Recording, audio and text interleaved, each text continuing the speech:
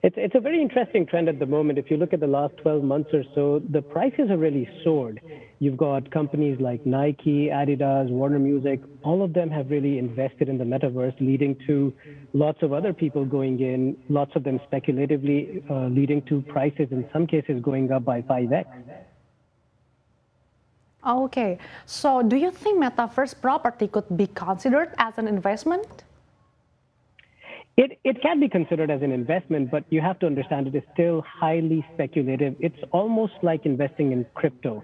It comes with the same level of elevated risk and the same level of volatility and unpredictability. Mm-hmm. And then what do you think? Why investors are starting buy up lots of land or metaverse real estate? And what are the prospects, do you think? So investors are looking at different things. Some of them are looking to support their offline businesses through this venture. Some of them are looking to develop land and attract users, but a lot of them are just going in speculatively. The view being that, we're moving from 2D to 3D. We've seen that in gaming, and if metaverse is the future, then a lot of people are laying their bets and going in now. Mm-hmm. Okay, what do you think that people now are fear of missing out about the land in metaverse?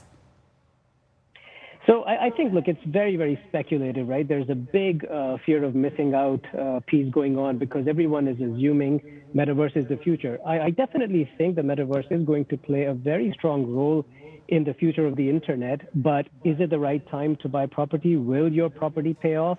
Are you buying it in the right location? Lots of unanswered questions, lots of risks still to be considered. There's cryptocurrency, there's cybersecurity, there's privacy. So, if you're going in now, you have to go in knowing the risks associated, and you have to understand you're still in the very early stages of the metaverse. It's still going to be highly speculative.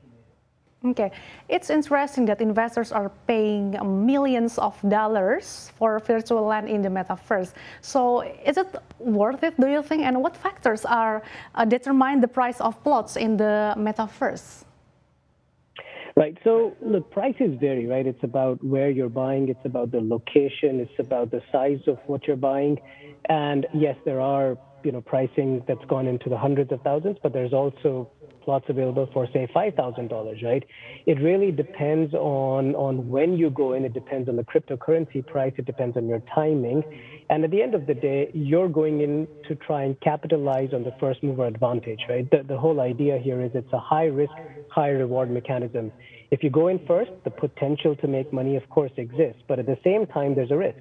You might end up buying in the wrong location. You might end up buying in the wrong world, right? Land is finite in a world, but there could be other worlds coming up. Because, as I've mentioned, we're in such an early stage in the nascency of the metaverse, your bets may or may not pay off. So you've got to go in knowing the risks associated with it. Okay. Do you think that metaverse real estate price are booming because of the public figure in the world? I'm sorry, if you could just repeat the last part of your question. Okay. Do you think the price of metaverse real estate are booming because of the public figure? In bits and pieces, yes. It depends on, at the end of the day, it's about user traffic. So when a public figure buys something in the metaverse, everybody wants to congregate around where they are. And that's where it mirrors the real world, right? Prices increase when the plot of land is sought after. And so there is an element of that. It's about location. Even if it's the metaverse, people are still looking at it from the perspective of we want to buy in the right place where a lot of people will congregate. You want to be in sort of the cool place in the metaverse, so to speak. Okay, what do you think the differences between the virtual land and also in the real life land? So firstly, I think, our view is very clear. The virtual real estate, the metaverse is not going to replace physical real estate. It's going to complement physical real estate. And look, the differences are many. In the real world, land is effectively finite. In the metaverse, within a world, land is finite. You can't create more than whatever exists. But there could be more worlds coming up. We have a few today, but that's not to say that in the next several years we might not have new new worlds. And then there's other risks associated with it. In the real world, you're using, stable currencies. In the metaverse, you're using cryptocurrency, and then that comes with its own volatility and its unpredictability.